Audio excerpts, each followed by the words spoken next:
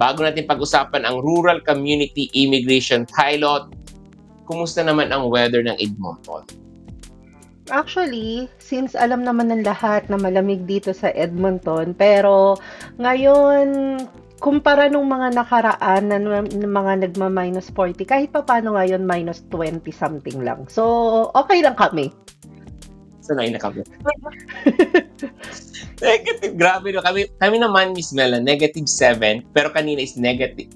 Feels like -20. So, yung jacket ko ay hindi po sufficient. Talagang naninigas ang aking kamay. Sobra. But anyway, sabi nga, proper clothing talaga.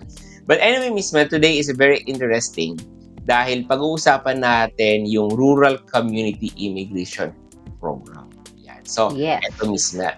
So, ito yung pag-uusapan natin today. So, if this is your first time pumakap to join us, please ask question. This is your chance pumakap to ask question from a licensed immigration consultant, Miss Amelia Ajok. Ayan. Miss Mel, ano ba tong Rural Community Immigration Program? Well, to sum it up, may mga community dito sa Canada. So for example, meron silang nilabas na listahan. From that listahan, kapag ka ikaw ay may employer na mag-o-offer sa'yo ng trabaho within that community, then another pathway yan to come here in Canada through the permanent resident. So technically, para siyang NSNP. Kung familiar tayo sa NSNP kasi maraming client ang tayo sa community ng mga papunta ng Nova Scotia under the NSNP. Technically, it's just the same. The only difference is kalat yung community wherein ang Nova Scotia is particularly for Nova Scotia. Kumbaga, sa RCIP o yung rural community, per community siya. So, for example, Halifax, Halifax lang. Or Truro lang siya, hindi buong Nova Scotia.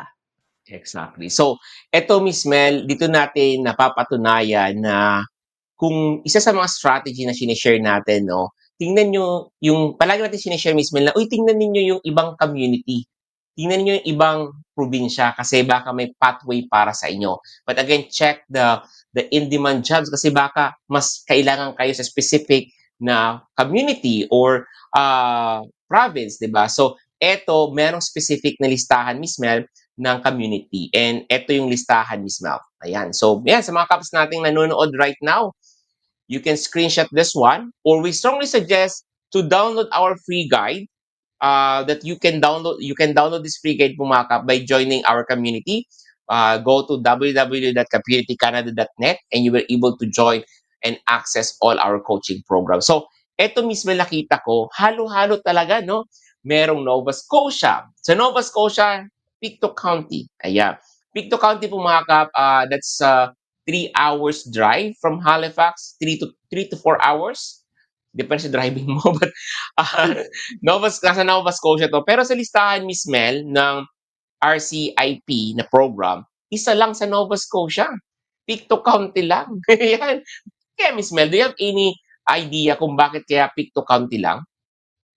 Well, kung titignan kasi natin, especially if you're familiar with the place, alam natin na talagang maliliit lang yan ng mga lugar. So, technically, merong plano ang mga government kung bakit yaan yung particular na community na gusto nila is mag-enhance o kumuha ng mga skilled workers o ng mga workers, foreign workers na pupunta sa kanilang mga community. Kasi 'di ba parang if you're going to hire or kasi nagbo-boost yan na economy ng isang lugar eh. 'Di ba? So kung maraming pupunta doon na tao, then definitely kahit papaano there's a big chance na may mga business na magtayo pa, 'di ba? So lumalaki yung kanilang community. Mm. So this is one way to attract more people pumakap sa community na to. So we have Nova Scotia here on the list. There's an Ontario. I think there are several community from Ontario, Manitoba, and isa lang sa Alberta. Ayan. Malayo ba to sa iyo, Yeah. Miss Val? Siguro mga 7-8 hours. Actually, malapit yan sa border. As in, sobrang liit lang na community niyan. So we have also British Columbia, tatlong British Columbia. So again, pumakap, this is one way pumakap to show you na, uy, mga kap, Baka naka-focus ka lang sa big city, baka naka-focus ka lang sa Toronto. Eto, tignan mo 'tong communities na 'to.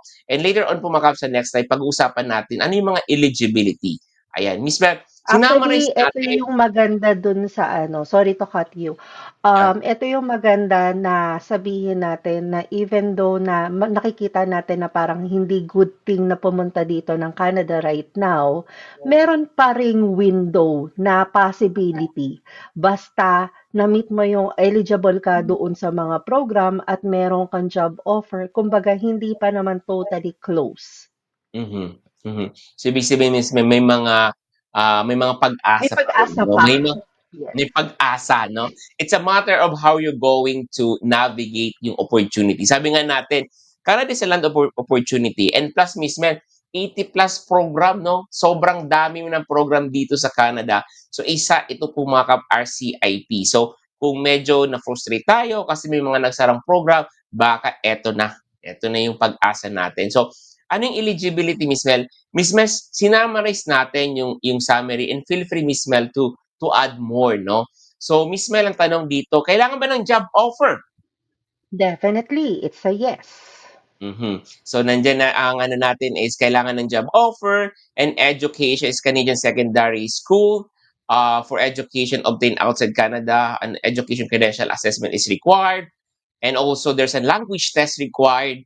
Work experience is required as well. Proof of funds, Miss Mel, kailangan din. And community employer recommendation from the community where the applicant intends to settle is mandatory. So, eto, Alam Miss mo Mel. kung ano ang pinaka-advantage nitong program na 'to compare with the other program? Mhm, mhm, Hindi siya pointing system. So, mhm, ibig sabihin, mhm, kahit papaano, even na sabihin mong medyo challenging makahanap ng employer, but the good thing is, once na makahanap ka ng employer sa mga lugar na yon, may chance of permanent resident ka kagad. mhm, mhm. Parang yung program mismo, correct me if I'm wrong, no? Para siyang AIP pero pinaliit na communities lang, no? Doon kami Yes. maghahanap ng employer sa specific na community, 'di ba? Kung saan Actually, let me just correct you doon sa phase na yon. Kasi ang AIP, bukod doon sa provinces, kailangan yung employer designated sila. yes, aha. So, in terms of the RCIP, hindi kailangan na designated yung employer. Ang Yes. mandatory requirement, dapat yung employer nandiyan sa community na yan. Kasi Mhm, pagka sinabi mo sa AIP, hindi hindi porket nandoon siya, for example, sa Nova Scotia, automatic pwede sila mag-apply ng mhm, AIP kagad, 'di mhm, ba? mhm, Kumpara mo dito na hindi kailangan ng employer maging designated or wala naman talaga kasing designation pero pupuwede sila mag-apply directly kaagad. napakaganda 'no. So Miss Mel 'no, kung ikaw ay isang employer, ang requirement lang sa'yo to hire foreign worker under this, program is dapat yung business mo nasa loob ng community na 'to. Correct. Dapat doon nag-exist, doon Yes, nag-ooperate yung business mo. And you as yes, an applicant Miss Mel naman, kung ikaw yung mga nanonood natin, willing to stay there. yes. Yun yung pinaka number one. How about Miss Mel, ano, yung mga wala bang mga in-demand jobs? Wala bang, uy, dapat eto tier 0, 1, 2, 3 lang. Wala bang ganun, Miss Mel? As per the eligibility, wala silang specific na trabaho or wala silang ineligible na trabaho. So meaning, as long as meron employer ka doon na mag-o-offer sa'yo ng Wow. trabaho, then pasok 'to for the program. Just imagine that, no? So kahit anong trabaho, Miss Mel, kahit anong trabaho, Yes, basta si employer ay nakalist yung kanilang business ay nandito at ikaw magtatrabaho sa mga communities na to. So ito ay nasa yes. 14 selected communities lang, Miss Mel. Possible pa ba itong madagdagan o mabawasan, Miss Mel? Possible 'yan na madagdagan. Yun yung pinakamaganda, no? So again, the process po mga kap is this one. You need to have a job offer, get a community recommendation. Ito yung pinakamaganda, no? You need to get a community recommendation and apply for permanent rest. As mentioned ni Miss Mel, hindi siya point system. Hindi siya based from the point system. Anything else, Miss Mel, to add with regards to this program? Well, sige pag-uusapan natin 'yan kapagka once na may magtanong na. Pero definitely kasi straightforward yung kanilang eligibility, eh. So, as long as meron kang trabaho, na-meet mo yung education, na-meet mo yung proof of funds, na-meet mo yung English exam, dire-diretso ang application niyan. Ganda 'no? Ganda 'no? Sana ano 'no, lahat ng nanonood natin, share this live streaming because this is your opportunity pumakap. So ngayon, ang gagawin niyo, check all the job posting in that community kasi malay mo baka ikaw na ang mahanap ng employer, mabigyan ka ng community recommendation and PR ka maglaland dito sa Canada. Ayun. So Miss Mel, if you have question by the way Miss Mel, mga kaps 'no, grab this opportunity to ask question from Miss Mel. And if you want to learn more about this program, we have a free guide pumakap na ginawa that you can download pumakap yung ating free guide. So ano yung makikita sa free guide? Sa free guide na yan, etong mga information na pinresent natin kanina. So feel free pumakap to download this link or download the PDF guide that we created for you para meron po kayong guide as long habang nagna-navigate po kayo. So just go to www.communitycanada.net.